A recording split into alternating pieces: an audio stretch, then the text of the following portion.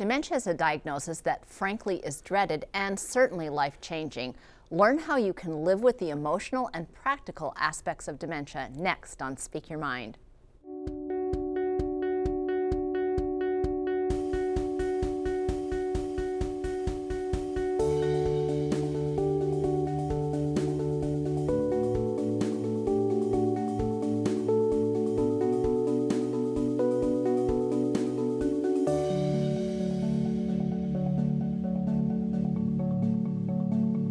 Welcome to Speak Your Mind. I'm Dr. Carolyn Phelps, licensed psychologist with the Human Development Center.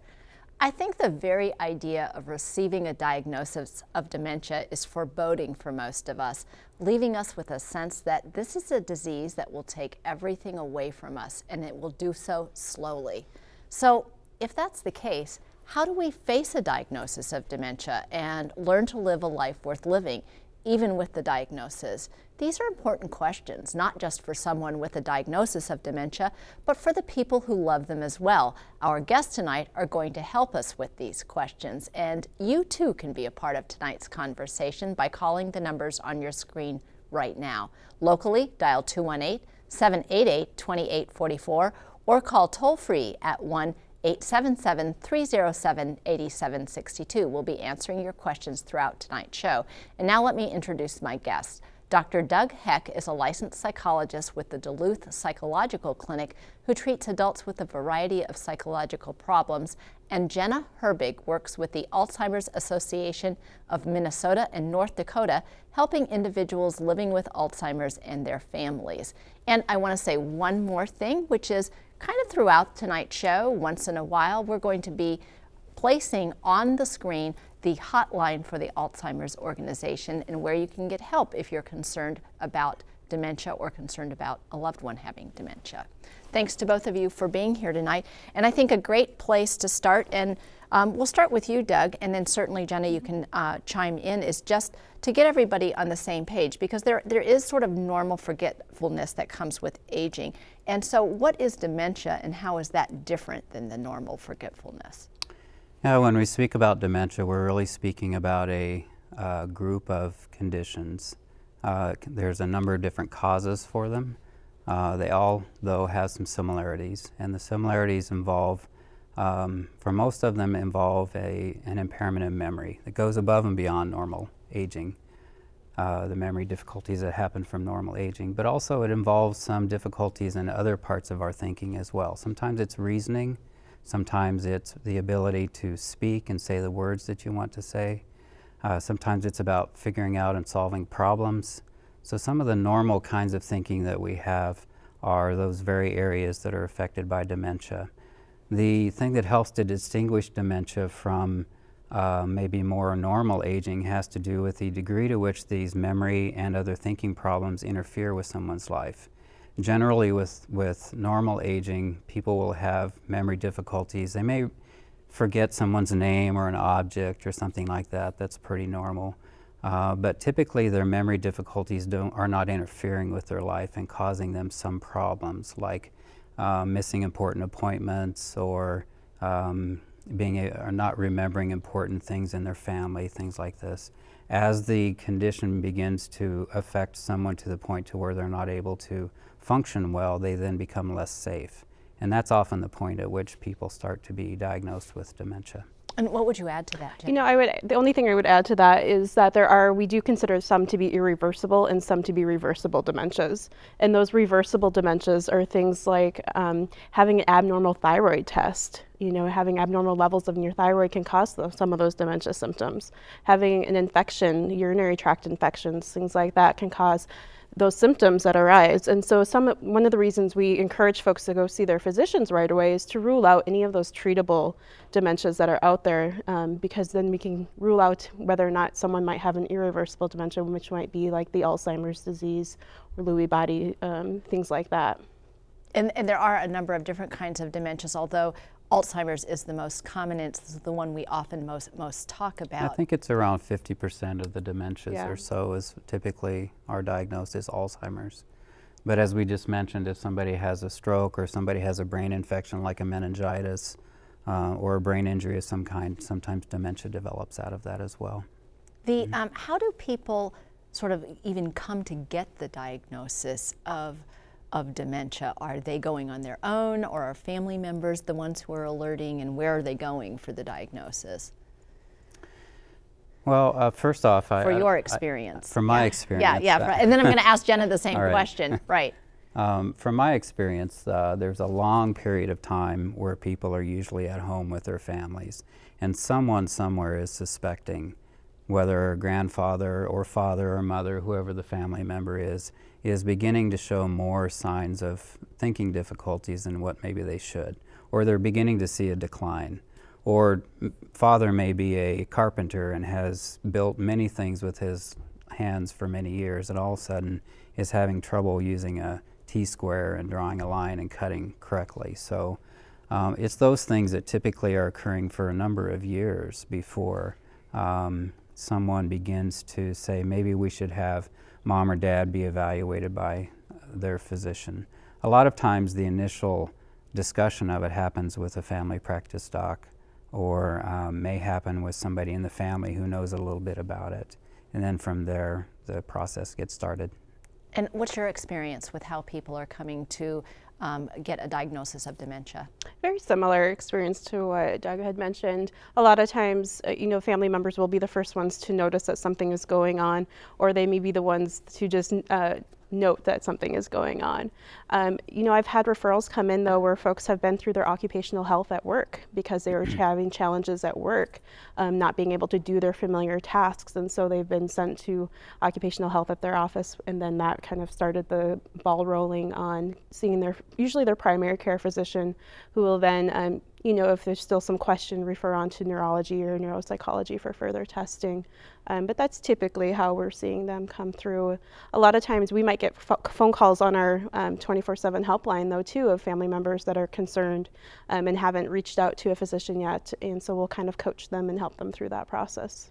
Why do you think that family members are mostly initiating this? Is this the person lacking awareness, or is it the person, I'm afraid, and so I don't even want to acknowledge this to myself, much less bring it up to somebody else? Well, family systems are all different, as we know, and within some family systems you get the person who's hyper aware of any possible change that's going on and may have a catastrophic reaction to that, and early on in the process may think something is going wrong, when really it's just mom or dad not remembering something in a normal way.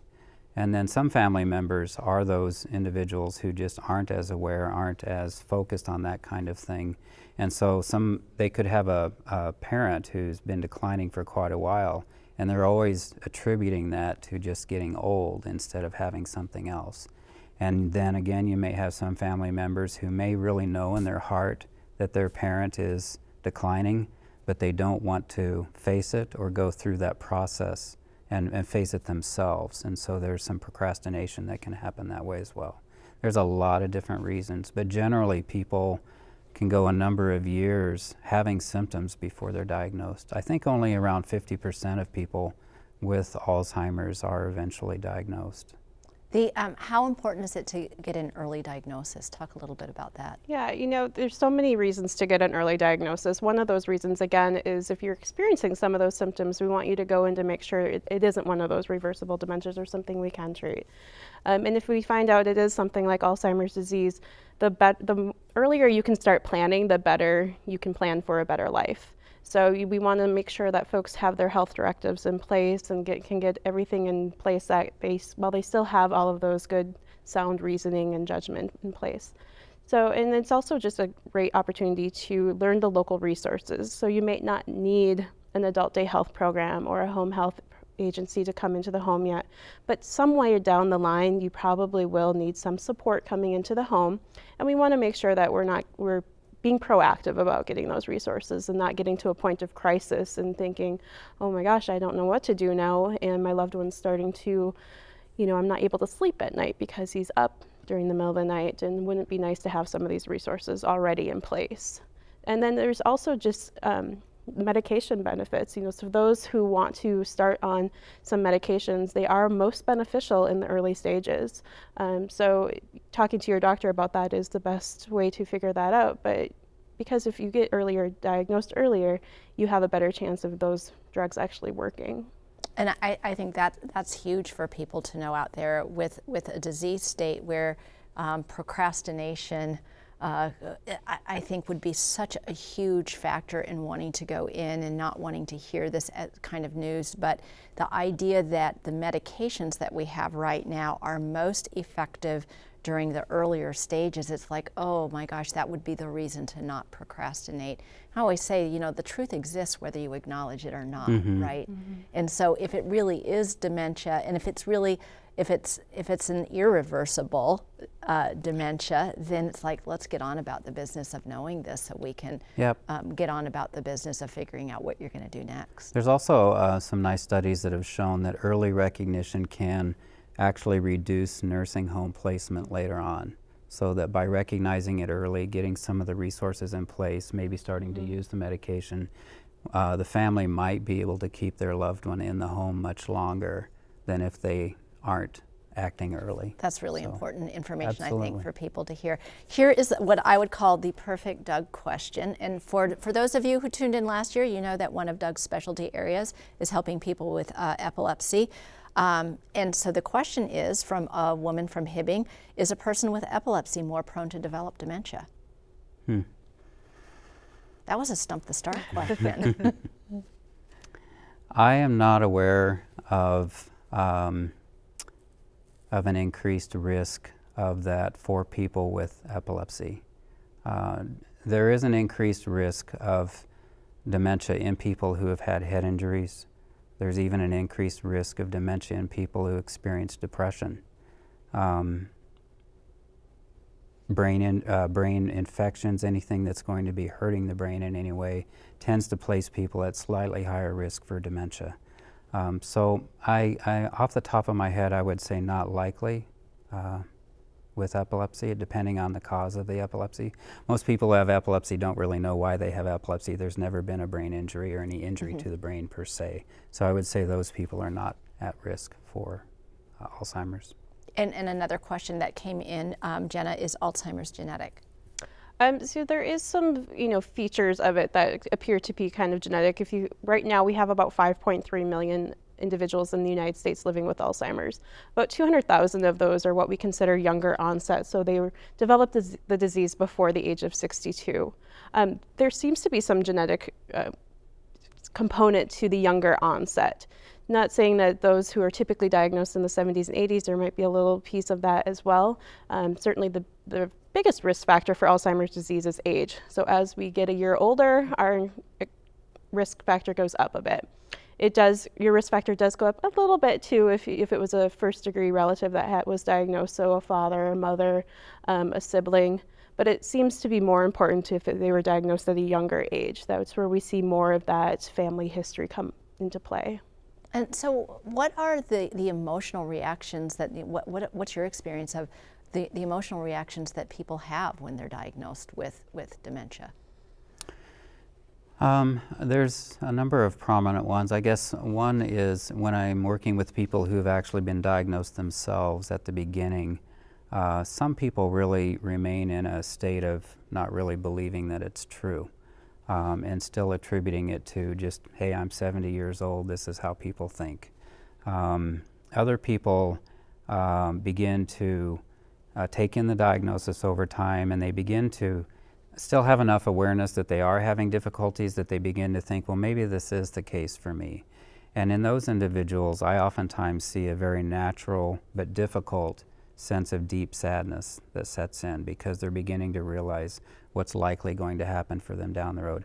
I think that's completely understandable because you're somebody who has had a plan for what you're going to do for the rest of your life, and all of a sudden you get this diagnosis. You still feel the same, but you know that in 4 or 5 years you may be feeling very differently. So there's a very natural, I think, degree of sadness and grief that comes in for some people. And I would say too that I've seen on the flip side, I've seen a lot of families come through with a sense of relief. They know something's happening, they know there's a change happening, and they've gone through all these different tests, and they've seen this doctor and this doctor and this doctor, and it's just taken them so long to get to that point of getting a diagnosis at times, that it's almost a sense of relief that they have a name to it, and that they can now feel like they can start planning and move forward and figure out what's best for them in their lives. So I definitely have seen the gamut of, the sadness and the denial and the grief that it causes. But on the flip side, we see that kind of part of, okay, now we know, let's start moving forward from here. I think one of my experiences in dealing with people, working with people who have had difficulty getting any kind of diagnosis, and then they finally get a diagnosis, and there's this time period of relief, but that wears off then. And now that the sort of my relief has worn off, then they start feeling kind of the depression of, oh my gosh, what does this mean now? I'm so glad that I'm not actually I'm not crazy, and there really is something wrong, but now what does this mean for me? Yeah, I don't know what you find is that I find that when there's a new diagnosis or maybe a crisis of some time, something that happens, a lot of times families will rally, and there'll be lots of support and lots of ideas about what we should do. But eventually life needs to go on for everyone. And then eventually a lot of that support kind of goes, people have jobs and kids they need to get back to, and so pretty soon that person with the diagnosis and maybe their spouse now is left to start living the rest of their life. And that tends to be the more difficult part about now what do we do once some of that initial support goes away. I think that that part then is where the different losses that people experience start to be felt, and in terms of the loss of our plans for what we were going to do when we reached a certain age, or our plans for how we were going to be with our kids, and all sorts of different losses begin to emerge at that point. And that is that concept of ambiguous loss. We often associate loss or grief as only being related to death, but it really isn't just related to death. Talk about some of this ambiguous loss that people with dementia, but also the family members are facing then. Well, if you think about it, you're kind of entering a world of an unknown. Everybody who is diagnosed with dementia has a different path. It's going to affect them differently, and it's going to affect their families differently. And so when you have this sense of, what you had planned for retirement is all of a sudden not there, or your care partner or your spouse or your partner is all of a sudden seems a little different, and all these decisions that you've jointly made for these 50 plus years all of a sudden change, and you're making these decisions on your own now, or you're having to take on some of the tasks that they used to do, and you're kind of reversing those roles in the relationship. That can cause a lot of grief and some changes in the relationship as well. So I think there's that piece of understanding that it's okay to start making decisions on your own, and it's okay to start looking at things in the future based on, as a couple, with your making the decisions if they were the ones that had possibly done that before. It's okay to move on to that piece, and sometimes that's a hard piece for especially spousal caregivers to get to. Yeah, and I think that there's a lot of mixed feelings about the whole process. If someone, for example, is knowing that their spouse has this condition and is starting to really need more and more care, eventually that becomes really stressful for the caregiver. And eventually the caregiver begins to grow weary. That's kind of a natural process. And then what happens during that time sometimes is that as a human being, that caregiver is going to naturally start thinking about, how can I get some relief? And so they think about respite care and getting some friends in, but occasionally a thought begins to come in for some people about, I kind of wish this would just get over with so that I can get back to having a normal life. And then instantly there's a lot of guilt that comes in, because how in the world could they possibly think that about their spouse who they have loved all of these years? And what we try to do is to help people see that it's not a thought about really wanting their spouse to die. It's really a thought about, I need some relief. I need some way to get some help And here. ending the suffering that Ending- everyone is going through. Yeah. then, right? I mean, because I don't think anybody's dream for themselves or their spouse is to suffer. Right. And if there's any, and I think feeling desperate that the only way the suffering will end is through death of the ill person. And I think I'm so glad that you brought that up, that number one, normalizing that as a thought that many people have, and making the point that not only is this kind of a normal thought, but the thought isn't really about wishing this person dead. No. as much as it is relief for both of you, Yeah. right? Yeah. I think it speaks to, again, the importance of early diagnosis is if the earlier that someone gets diagnosed, the more support network can be built. The earlier a support network you can reach out to friends, you can attend groups. We have a local group here that meets of early diagnosed individuals that have mild cognitive impairment or early signs of Alzheimer's disease. And it's a wonderful group. We meet once a month, and they are totally there to support each other and socialize. And we don't really focus on the disease itself, but we focus on having fun. And we throw out some tips and strategies every now and then. But it's really about building your support network. And that's through the association. That's what we really want to focus on, is that this can be a very isolating disease, and we want to make sure that those individuals who are diagnosed and their families are never feeling like they're alone in this process. Talk a little bit about that notion of, I introduced the concept of how do you build a life worth living once you have a diagnosis like this, and I guess that could be true for any kind of progressive disease that eventually may take your life. Sure. How do you move beyond being overwhelmed by this new fact about you and find your way out of that? And is that possible? Do you believe that's possible? Oh, I believe it's possible to not stay overwhelmed all the time. But as you were pointing out, I think that some people really need to give themselves permission to change how they've lived, what they have done all this time, how they've taken care of themselves. So many people do things together with their spouses, or have an absence of things that they do without their spouse. So they never go to the store without their spouse, or they never take a vacation. And so many times I've talked to a caregiver who has looked at me and said, you know what, I feel so lonely, but he's right next to me. I used to have these wonderful conversations. We used to read books together, have challenging conversations. That's not happening anymore, and I feel so lonely. And so it's about helping caregivers in many ways derive their meaning of life from a different direction, rather than from their spouse that they've done maybe for 50 years until that time. So giving someone permission to go and join a book club that they've never done by themselves before, or take a short train ride to Chicago and enjoy the city and meet someone that they know down there, and do that on their own, and having them learn how to do that without feeling guilty, knowing that their loved one is being taken care of back here. And helping people find a different way to have a meaningful life. Many people can derive meaning from knowing that they're helping their spouse eventually end their life in a good quality way, and they can take a lot of pride from that as well. So it's about change, and really learning how to accept that change with help from others. And for the individual with dementia, is leading a life worth living still possible even with the diagnosis of dementia? Absolutely. You know, especially in the earlier stages, there's still a lot of life there, and there's still, I mean, even throughout the end stage, there's still a lot of life there, and there's always some way to connect with them. In the earlier stages, we have folks that come and volunteer with us. They may not be able to do what their job was, but they can do some aspect of it. And so when I talk with family members about activities in the home or anything like that, we'll talk about what did they love to do, what was their hobby, or what was their profession, and let's modify those activities to their functioning level at this point. It doesn't mean they can't do these things anymore. It just means that we need to change how we're going to approach these activities.